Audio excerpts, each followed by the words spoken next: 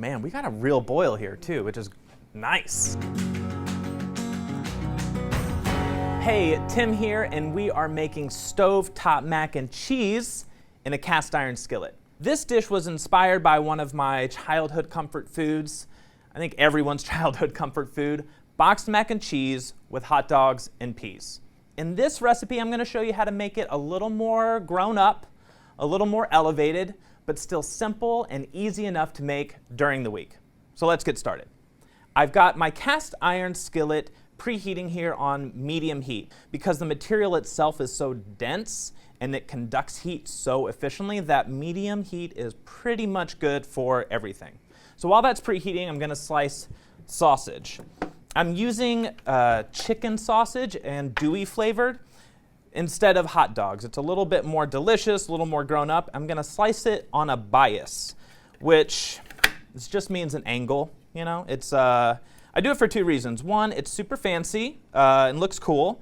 And then the second reason is when you slice something at a bias, at an angle, you have more surface area on the sausage itself, which is nice because more surface area means more searing, means more flavor, more browning.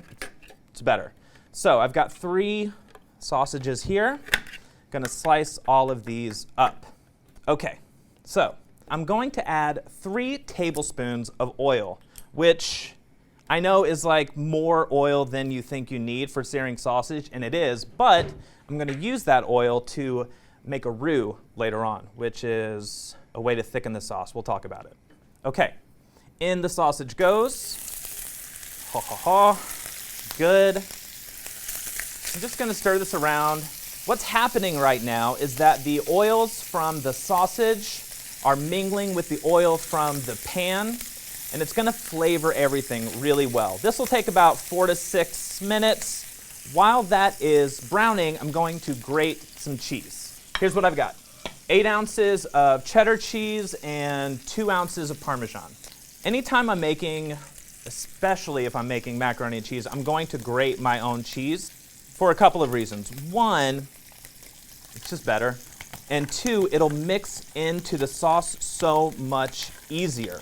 I mean, think of it this way. The same reason if you buy like a bag of grated cheese and none of the little cheeses stick together in the bag, that's the same reason that it's not going to melt into your sauce. You want something really creamy, really dreamy, comforting, delicious. While you're grating, just give your sausage a little zhuzh, stir it around. Don't worry about like flipping over each little piece of sausage. If some sausage is more charred than another, it's not a huge concern. It's kind of like when you're cooking with bacon fat. The bacon fat itself is flavoring everything up. It's really good. Now, Parmesan. Parmesan has a little bit more of a like savory flavor to it than the cheddar. It'll just taste kind of rounder and more full. I'm kind of one of those people that I think if you're going to add cheese to something, add your whatever cheese it is and then add Parmesan. Now what I'm going to do is I'm going to reserve 1/4 cup of the Parmesan cheese. This is going to come in handy later when I have this crispy crust topping for the mac.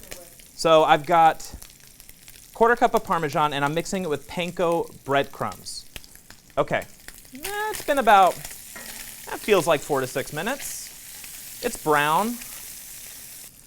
So taking the sausage out, and you can like smell, if this is an andouille sausage, so it's got a lot of spice in it. It's really delicious. All right, set that aside, use it for later. Okay, so the pan is still on and I've got the oil in here, and now I'm going to make a roux. We'll take 1/4 cup of flour. Roux is a French technique. It is basically a way to thicken sauce. It sounds fancy, but it's really not. Super simple. All I'm going to do is cook flour in oil. You can use butter if you want to, any kind of fat. And I'm also going to be scraping up like the stuck-on bits here from the sausage. I want to cook it for like a minute or two, and it's going to start to smell like toasty. Okay. Now I'm going to add 2 cups of milk. Oh. 1 3/4 cups of milk. All right, let's see. We dropped about, like that much milk, I think, is on the counter right now. I've got half a cup of heavy cream. Just going to make it rich and delicious. And then cream cheese. Cream cheese is just going to make everything rich and creamy. We're going to get it to a simmer. We're going to cook everything together. Oh, I also want to add some Dijon mustard rub, which I would say is the crucial ingredient to making macaroni and cheese. It's not going to make everything taste like mustard, I swear. It's basically the difference between having cheese with macaroni and having like mac and cheese. So now we whisk everything together. Nice thing about cast iron is that it holds on to heat really well. So bringing something up to a simmer, if your pan is already hot, doesn't take that long, even if you're adding cold milk to it, which is nice. So I'm going to let this come to a simmer. It's going to start to get thick. You can already start to see the bubbles. Now I'm going to add my pasta to the boiling water over here. I've got 2 teaspoons of salt that I'm going to add to the water, which, again, seems like a lot. It's not, but right now is the only chance you really have to season the pasta water. And 3 cups of pasta. Okay, so I'm going to cook the pasta for 1 minute less than it says on the box. And now I'm going to start adding my cheese to this thick, kind of bubbly mass here. I'm going to do it in stages. And just kind of add the cheese, whisk the cheese, add the cheese, whisk the cheese, that kind of thing.